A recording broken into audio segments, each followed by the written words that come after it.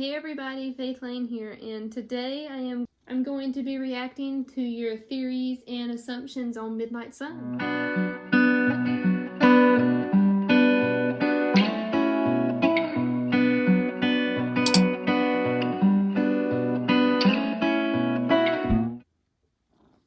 Just look at that face.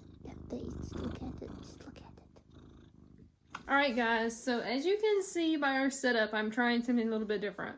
I usually don't sit in front of my big bookshelf because I usually don't have a nice chair that's like the right level.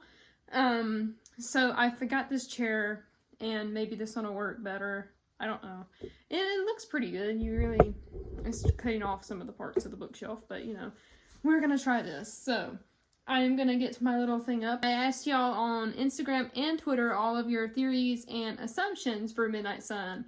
And this is like my first time like literally saying stuff about a popular book that's coming out. Because like I was not on BookTube when the new Hunger Games book was announced, and wasn't on BookTube for like really any other book that was popular, and all the other ones that were coming out I really just did not care to make a video about because I'm like not into them or just didn't know much about them. So I'm excited. So we're just gonna jump right in. I know quite a few of y'all said stuff. So I'm gonna start with what everybody said on Instagram. Instagram is where we got the most of them. So we're just gonna start. And I'm gonna leave everybody anonymous just so there is no hate towards anybody. I really don't care if y'all like my opinions or not. That's on you. I do me, y'all do you. It's whatever. I like Twilight for the aspect of just, you know, deeper into the book, not the words really, because I always look deeper into a book than just, when I read books, I look at the overall reason the author wrote to the book. You know, why did she write this? What is her point of what does she want the reader to take from the book, basically? So I know that y'all can see me trying to get this cat hair off my nose for like the past 20 minutes. Okay. But I always look deeper into a book versus like just, you know, oh, it's love at first sight, he's a vampire romantic. I love it. You know, I look kind of more into it than that. So that's kind of the same thing that I'm doing with Midnight Sun. So it's just, yeah, that's what we're doing. Okay, so our first assumption comes from one of my author friends. And it basically says he will be extra dramatic and always have great hair. Well, I mean, probably. I mean, I do like his dramaticness because like, there will literally be parts in Twilight when, you know, they're just like talking and doing nothing, and all of a sudden he just says something very deep and dramatic, and I like that because it kind of reminds me of things that Damon from Vampire Diaries does. So I kind of like that. Baby, you're gonna have to quit licking the tripod. Okay, so I'm gonna try and do this video with my cat in my lap so that she will quit licking the tripod.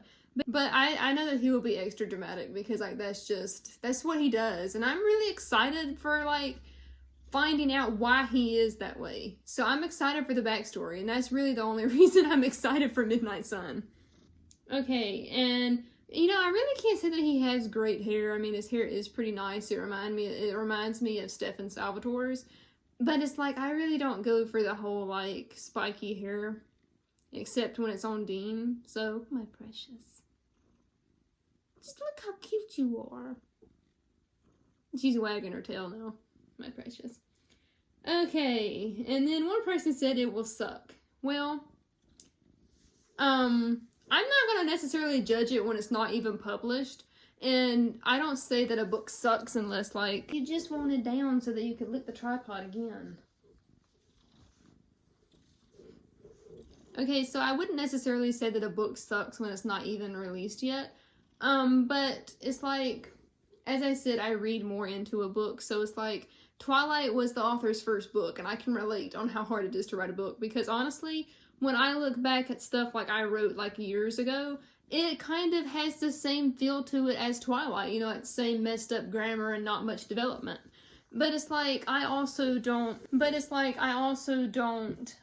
say that I hate a book necessarily, because like, I don't want to hate on books and on authors, because I know how hard it is to actually write a book and like have people buy it and actually like it, because like, I've done it all. Like, I haven't done it all in the writing community. Like, I haven't been traditionally published and, like, went through all of that, and I haven't wrote a book with somebody else. So I haven't done all of it, but it's like, I know a lot of what it's like. So I know that, you know, Twilight, yes, it wasn't the best of book, but I also feel like, you know, it has potential just like every other book. So I never bash a book. The only reason that I would bash a book is like for Finding Kyler. I feel like the author should have added a trigger warning to it because there was many things that happened in the book that needed a trigger warning.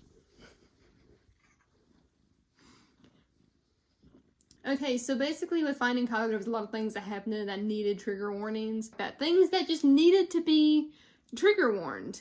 And that's the only reason that I'm upset with that book, because if I had known that all of that was going to happen, I wouldn't have read it and I wouldn't have a reason to hate it. You know, it's like, don't read books, you know, that you're not gonna like. So there's that. But I still don't bash the author for what she wrote, because, you know, she could have went through something very similar. So that's how I kind of stand on Midnight Sun and other books like that. So no, I don't necessarily think it's going to suck, but, you know, I mean, I feel that other people will because they just don't like Twilight and they're entitled to their opinion. That's them. Okay, next, it's the same story as the first, just different perspective. The author needs to move on. Okay, so I've spoken very much about how I feel about this, but as an author that also writes books, I get very attached to my characters. And like, when I'm writing my contemporary book, The Dark Three, I am very attached to D-Roll, and the book was always supposed to be from Chrissy's perspective. It was never supposed to be third person. But it's like, if I would have written it in first person in Chrissy's perspective, I feel like later on I might have written from D-Roll's perspective, because there's multiple things that happen in this book that I would have wanted people to see from D-Roll's perspective, see his backstory. So it's like, I understand why she's writing this book later on, and why she's writing this book anyway, because, you know, she wants the reader to understand Edward on a deeper level. And I love that personally. But I also feel like, you know, many people won't understand that because, like, they are not writers. It's just like the fact that it is very hard for an author to move on. I mean, like, my contemporary book I've been working on for like over 5 years now. And it's going to be very hard for me to just move on from these characters. So it's like, I get it, because like, these characters are what started my whole writing journey, and I would not be here today without them characters. So I feel like she also feels the same way, because, you know, she literally had a dream about Edward and Bella, and it's like, it's going to be very hard for her just to go and be done with it, you know? So it's like, I relate to how she probably thinks about it and how she feels about it on a writer level. But I mean, yeah, it is the same story, but it's like, you have to be open-minded and want to hear it from Edward's perspective. And it's like, I also feel this is a very good opportunity, because, you know, back in the day, a lot of people were very young when Twilight came out. So it's like, now it's like, this generation could have this book as their Twilight, possibly. So I feel like, you know, there's multiple ways to look at it on a very open level. And y'all know that I am, like, very open-minded about things when it comes to books and stuff like this. So that's my feelings on that. Okay. There's gonna be some drama where he cheats or something stupid, more drama. I don't think that he would cheat, because, like, literally, if you read Twilight, he is, like, so eat up with Bella. Like, he loves her so much. Like, it's not even funny. So I necessarily don't think that that's gonna happen. But, I mean, I'm also not going to speak for how Stephanie Meyer wrote the book either, because I don't know, but, you know, I don't think that's gonna happen. Now, is there gonna be drama? I feel like yes, because, like, in Twilight, we get to see how Edward's family and Edward's siblings react to him talking to Bella. So I feel like we're going to see that on the other side now, which is going to be so interesting. And we're basically going to get to see, you know, how his family disapproves, how his siblings disapprove, and all of that. So yes, I do feel like there's going to be drama. I agree with that. But I feel like it's kind of going to be good drama, because, like, we're going to get to see how he, like, rebels against his family. And y'all know that I love seeing that. So I'm excited for that. And then someone said that cover, though, to be honest, it's kind of cool. I really don't like the cover. I actually saw on my Instagram stories, one of my author friends she had one of her friends, it's like a friend of a friend of a friend, made a mock-up of what the cover could have looked like. And it was basically a white rose on like the same black background as Twilight and other books. Basically like, you know, still Midnight Sun with the black and like the same font and stuff. But then it had like a white rose with like blood dripping down it, and it was gorgeous. And I feel like that would have been so good for like Midnight Sun, or like have like, you know, Edward's hand like holding a different color apple, or like a rotting apple or something that kind of like played off the other covers a little bit. But I kind of also feel like, you know, I feel like the pomegranate's probably gonna have something to do with the story somewhere down the line. And it's like, I know that some people believe that the pomegranate is the forbidden fruit that was in the Bible, but I don't necessarily believe that. I've actually had people tell me, people that study the Bible and stuff, that certain studies believe that in the Bible, the forbidden fruit, which was, as we know, the apple that Eve ate, was a pomegranate. But, you know, in the Bible, it specifically says an apple, so I really can't say for sure. You know, that's kind of one of the shady areas. But, you know, either way, it's still possibly a forbidden fruit. But it's like, I feel like it might have something to do with it. But for me, on the cover, I feel like it kind of looks gross. And it's like, I don't know. I just feel like it could have been so much better. And I don't understand why the publisher would have picked that. Like, I thought being traditionally published means that you get nice covers. But it's like, I'm not gonna bash the cover either. Because, like, I feel like it's probably gonna have something to do with it, hopefully. I hope. But I know that a lot of people say that it looks like rotting lungs. And I feel like, you know, we are going through a time right now where there are diseases that are attacking people's lungs. So maybe that's why we think it looks like that.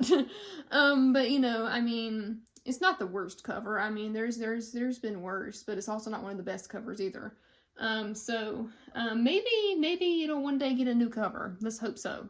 Or maybe there'll be like an anniversary edition or something later on, and there'll be a pretty cover. But we shall see if it has something to do with it or not.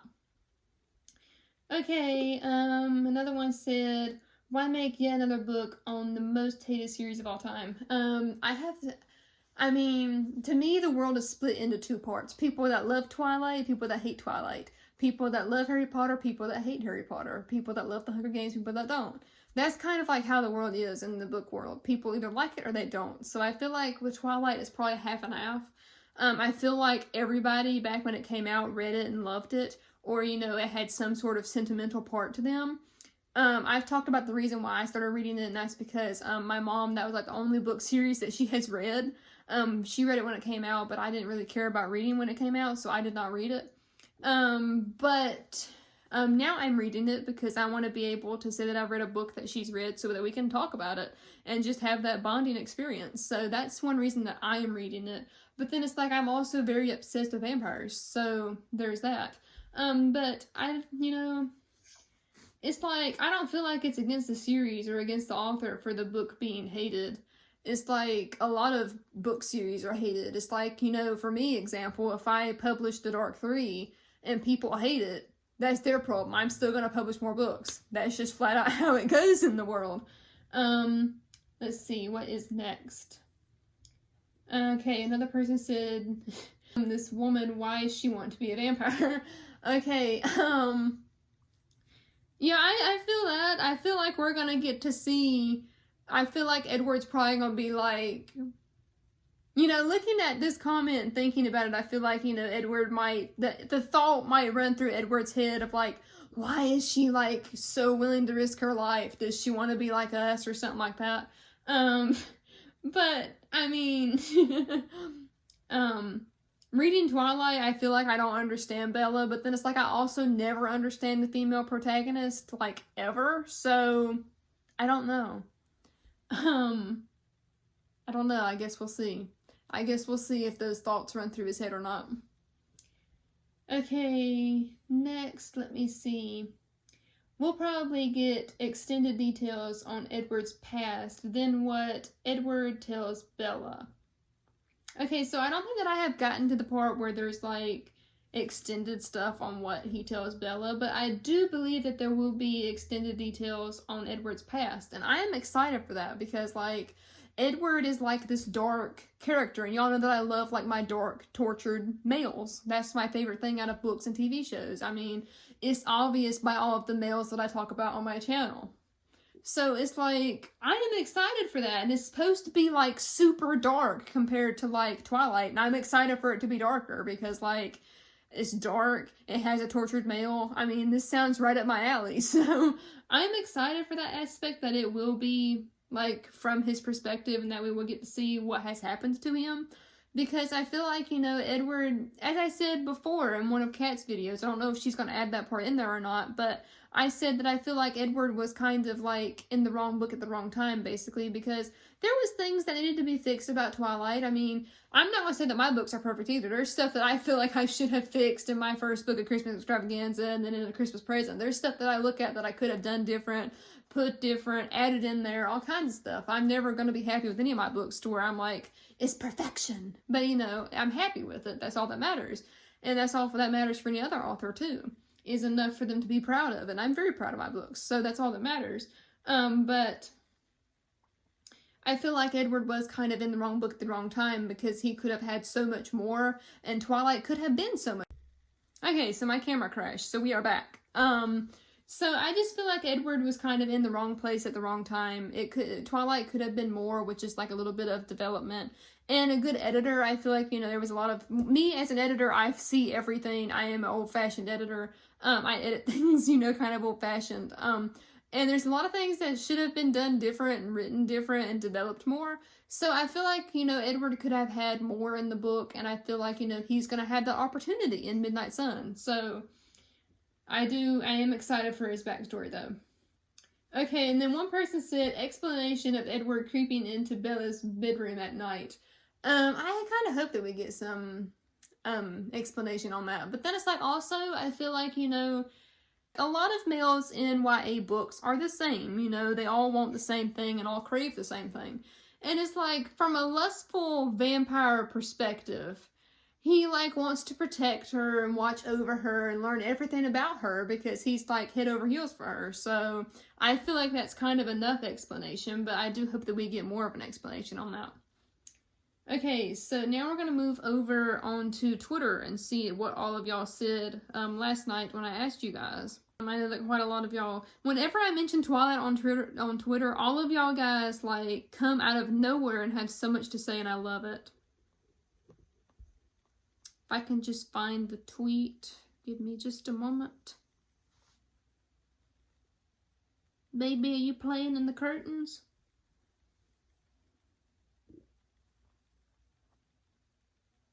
Okay, so I have a couple more here. And basically, one of my friends, this is one of my close friends, says, the pomegranate does have a meaning. We just don't know what it is. As I said before, you know, I feel like it might have a play on the forbidden fruit kind of thing. Because, you know, some people believe it was an apple, some people believe that it was a pomegranate. But I also, I mean, I don't know if it'll have a meaning because, you know, I haven't read all of the books, but I feel like the flower on New Moon and the chest pieces and the ribbon really don't make sense either. But it's like, they're also, you know, very pretty covers. So I feel like, you know, the pomegranate could have been prettier. Or, you know, have the hand hold the pomegranate would kind of, I felt like, made it look better. Because, like, you know, they're always holding an apple on both of the covers. So I feel like she should have at least done that. Okay, and then up close and personal time with the Cullens, back when they were basically babies from the first story. Yes, I want that. I want that so bad because, like, I want to see little Edward when he was like, sorry, my cat's like terrorizing the room. My cat is terrorizing the room, guys. Okay. But I want to see little baby Edward when he's, like, all a baby before he's, like, a vampire. And I hope that we get that. Because, like, I know in Vampire Diaries we had the flashbacks with Damon and Stefan all of the time. Where, like, back when they were in the military and back with their abusive dad and stuff like that, we get to see all of these little flashbacks. And I feel like it adds so much more to the story. And, like, when they were with Catherine and stuff. So I kind of hope that we get the same type of thing from Midnight Sun as we did with the Vampire Diaries like that, so that we can see kind of what Edward went through and how Edward had grown so much from that. And, like, it is like, I'm just very excited to see his growth and how everything affected him and made him how he is in Twilight. Like, I'm excited, y'all. I feel like I'm just really excited just because it's the same story from Edward's perspective, because y'all know that I really don't relate to the protagonist when it's a female. So maybe that's why I'm so excited, just because it's finally gonna be from the male's perspective. But who knows? We have 2 more here, and one of them has to do with some family that I don't even know. Okay, and then one person said, I think we're going to see a lot more of the Denali family for some reason, and I don't know who that is yet. I'm trying to think if they've been mentioned so far. I'm like 58% through the book, I believe. I'm reading Twilight right now, so I'm not that far into it. Like, I am halfway through, but like, not far in the series to know all of the families yet, so I don't think that I know them. But I hope that we do, if that's what y'all want. I feel like that would be cool to have more insight on other families too in the book, so I'm up for it. And then the last one, I want more backstory on the Collins, and I want to see drama between Edward and Rosalie because she disapproves. Okay, so honestly, I want to see there be conflict between Edward and Rosalie just because of what happens in the cafeteria. So I'm up for that. I want that, yes. And you know, guys, that I want the backstory too. I don't know if I like Rosalie, so I feel like if I'm able to see Rosalie from Edward's perspective, I would be able to relate to her more and, like, maybe feel sympathy for her, because honestly, I don't like her so far. I just really don't like her. She's just too much. So yeah. Alright guys, so that was me reacting to your theories and assumptions on Midnight Sun. I am very excited for this book. Comment down below your thoughts on the cover and, you know, what you think is going to happen. I want to talk to you guys about this book. I'm very excited. And yeah, I will see you guys in the next video, and please subscribe, comment, and like. I love hearing from you guys, so don't be afraid. And I will see you in the next video. Bye, guys!